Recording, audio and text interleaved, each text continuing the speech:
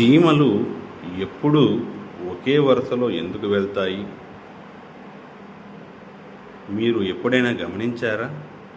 చీమలు ఎందుకు ఒకదాని వెనుక ఇంకొకటి వెళ్తాయి అని ఎప్పుడైనా ఆలోచించారా?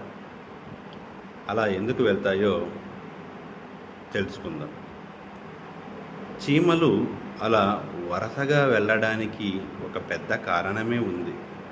అదేమిటంటే, ఒక చీమకు ఏదైనా తినడానికి ఆహారం దొరికినప్పుడు ఆ చీమ ఆ ఆహారాన్ని తన పుట్టలోకి తీసుకొని వెళ్తుంది. ఆ పుట్టలో చాలా చీమలు ఉంటాయి. ఆ చీమలు అన్నీ ఆ దొరికిన ఆహారంను తినాలి అని అనుకుంటాయి. అందుకని చీమలు ఆహారం తీసుకొని వెళ్ళేటప్పుడు ఫేరామోన్స్ అనే కెమికల్ను వదిలి వెళ్తాయి. ఆ వాసనను పసిగట్టి చీమలు అన్నీ వరుసలో వెళ్తాయి. చూసారా?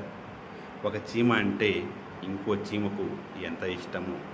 ఒక చీమకు దొరికిన ఆహారాన్ని తాను తినకుండా తనతో పాటు ఉన్న చీమలు అన్నీ తినాలి అనుకుంటాయి కాబట్టే ఫేరామోన్స్ అనే కెమికల్ను వదులుతాయి.